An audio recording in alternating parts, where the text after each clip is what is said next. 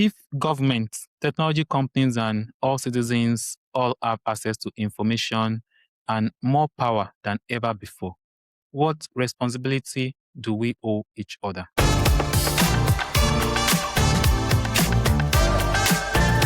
Welcome to the Future State podcast, the podcast where technology, law, leadership, and society meet. I'm Emmanuel, and in each episode, we explore forces shaping our future and what leaders need to understand to navigate them successfully. Today, we are asking a much bigger question, a question that sits beneath almost every issue we've discussed this season. Data, artificial intelligence, trust, government, identity, privacy, work, all of this topic ultimately point to one thing. That is the relationship between citizens, government, organization, and the society itself. This relationship has always been governed by what philosophers called the social contract. And the question is, does this digital age require one? If government, technology companies, and all citizens all have access to information and more power than ever before, what responsibility do we owe each other? I'm asking this question because over the past 2 decades, society has undergone a lot of change, which is profound change. What we have today is governments collecting data and processing vast amounts of data. Technology companies are now influencing billions of lives. Citizens are interacting with institutions digitally, and artificial intelligence is increasingly shaping our decisions. We also now have a lot of digital platforms which mediate communication, commerce, and information. And while all these things are happening, the trust in institutions is being tested. In fact, most people no longer trust the government. Privacy concerns continue to grow because people no longer trust institutions. Then it means that they are asking more questions about transparency, accountability, and the likes.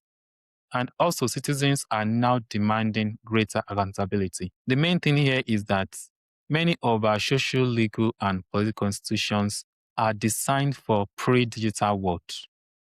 And the question that is coming up now is whether those arrangements are fit for purpose. Today, I want to explore how technology is changing the relationship between individuals, organizations, and government, and why we may need a new social contract for this digital age. Let me ask that question.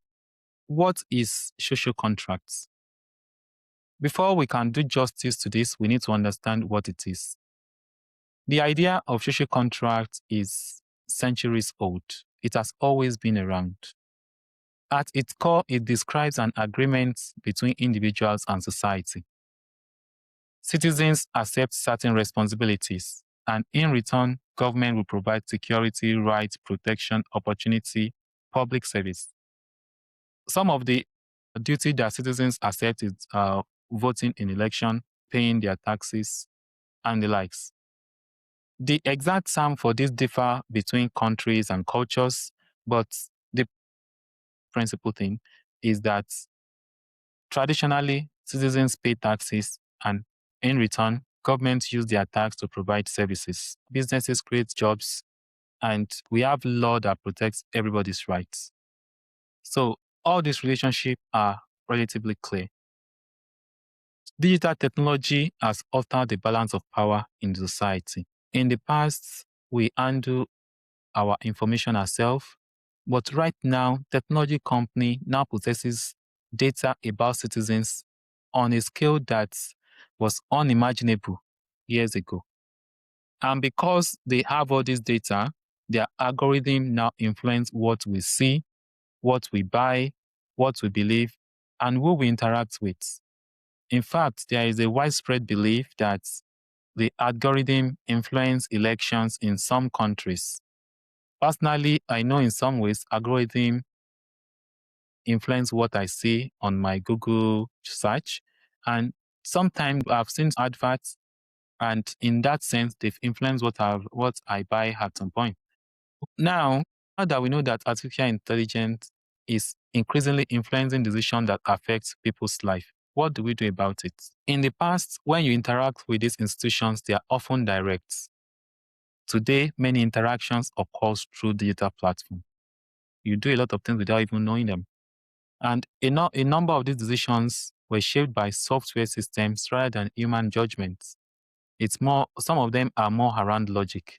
If your software algorithm feels that you are this, then it gives you this. It has changed who holds power within our society. Let me give you a genuine example.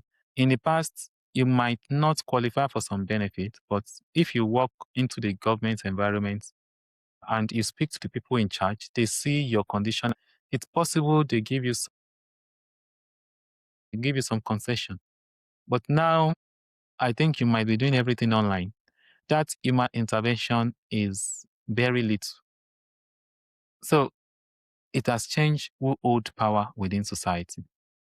And because it has changed who holds power within society, what the citizens expect today is different from what they've expected in the past. Modern citizens increasingly expect transparency. Again, that is not a question that occurs before, because before people know who make their decision, so they see how it is made. But now the people want to know how the decision is made, how their data is used, and who is accountable. All these are genuine asks from the people because how decision is made is important and how their data is being used. Also, people are now demanding for privacy. People expect control over their personal information. In some of our past episodes, we've discussed about who owns our data, and a question that should be simple turned out to be a complicated story. And it is because of this complexity that citizens now continue to ask questions around data collection, surveillance, profiling, and the likes. Also, people no longer expect to be passive recipients of services. People want to participate. They want to engage. They expect engagement. People want to be able to give feedback on the systems they are using. They want to have influence over it. They also want to have a voice. People now want to be heard more than before. And these people's quest to be heard is part of why we now see there is protest almost everywhere you go. There people are protesting about something. And that is as a result of people thinking there is no transparency. Also, as algorithms become more influential, citizens want confidence that decisions are equitable and unbiased. In short, they want fairness. So a digital citizen is not simply a consumer of services anymore. They are increasingly an active participant in shaping the society. And that is because when they interact with the digital service, it takes all their information, which is fed into their algorithm, and that shape future schemes or future solutions. So now that we agree that today's problem is different from the past and yesterday's contracts might need updating. So next, let's look at what a new social contract might look like in this digital age. If we are designing a social contract for the digital age, we need to look at what principle should it include. The number one principle will be right over personal data. Individuals should understand and influence how their information is used. People should be able to consent to using their data for marketing, for adverts. People should be able to request as an organization provide every data they have about them.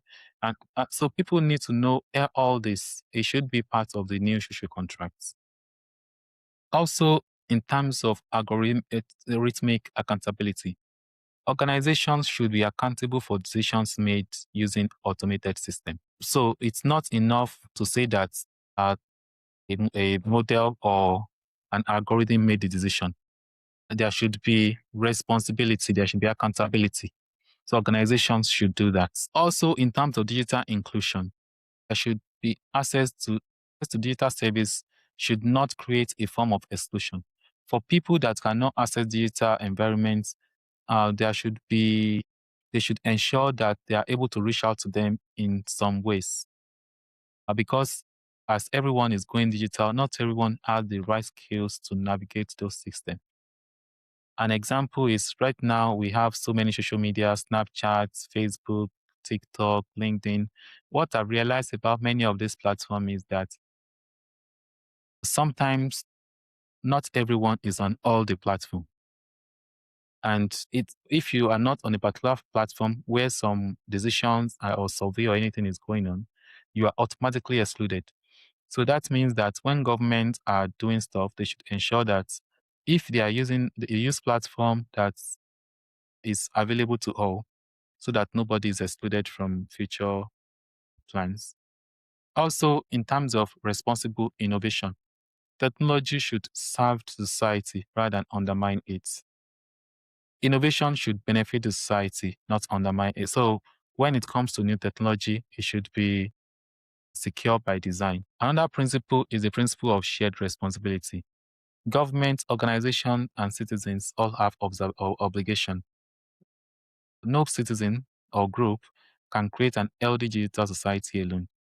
Everybody will have a role to play, and it's important that we understand that from the get-go. Ensuring everyone participates will build trust, and also it will drive adoption when the technology is ready. My argument is that the future will depend not only on technological progress, but on the principle that guide that process.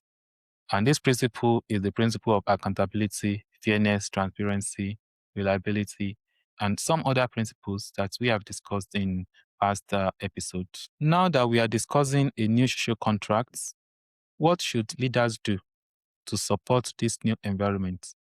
This environment where the current social contract needs updating or is no longer fit for purpose. The number one action that leaders need to take is that leaders need to think beyond compliance. We've said this a number of times on this platform. Leaders need to think beyond compliance. It is not enough to be compliant. They need to ask the question, are we meeting the legal obligation in terms of this technology? Are we meeting societal expectation? These two are not the same. You might meet legal obligation, but you are not meeting your societal expectation. If you only meet legal obligation and not societal expectation, that means your solution is not people-centered. So it needs to consider the people. Every leader and every organization should consider the people that is going to be engaging with their system and with their platform and their environment. And if this is not done, people will continue to ask that question. People will continue to that means the system is not going to be fair to all concerned. And once that system is not fair, people will not adopt that system. Another thing that leaders should do is that leader needs to design system around people. It is linked to the first one. Technology should enhance human well-being, not merely optimize efficiency. So leaders should not just be profit-oriented. They should be people-oriented as well, because people are always behind every technology. So leaders need to ask who benefits, who might be excluded, who bears the risk. These are three fundamental questions. Who benefit in terms of this new system that we are creating? Who are going to be the users of it? Who are going to benefit? Who are the winners and losers of this technology? And by the time we know the winners, we know the losers, we need to look at, for these losers, what can we do? How can we ensure that they are not losing out? Is there another solution for them? Because I understand that sometimes one size might not fit all. So there is a need to do that assessment. Also, who bears the risk and what is the amount of risk? It is because it's not enough to know who bears the risk. What are we going to do about the risk? If these questions are left open, then people will doubt the integrity of the technology and the integrity of the solution. So these are questions that needs to be asked, which all leaders needs to ask themselves. And all these questions will also guide the new social contract. The reason why leaders needs to start asking this question is because the leader that asks this leader will be in a comfortable space when the new contract, social contract is updated. Because those leaders will have nothing to change. But those leaders that were only following compliance will have a lot of adjustments to make, and that will be detrimental to their businesses. The third action which I would recommend for leaders is to build trust through accountability. This is because trust grows when organizations are transparent, fair, responsible, and open to scrutiny. Open to scrutiny is another way of saying providing a legal way to challenge any decision that people get as a result of using your platform. Leaders should view accountability as an asset, not a burden, because accountability is taking ownership. It is very important for owners of technology to be responsible for that technology. And we've mentioned transparency, fairness, responsibility. We've mentioned all that a lot on this platform. And this has stuff that leaders need to abide by. Because when a leader follows this, it means that they are not just providing the technology of today, but they are preparing for technology of the future. Every generation inherits institutions from the past, but every generation also faces new reality.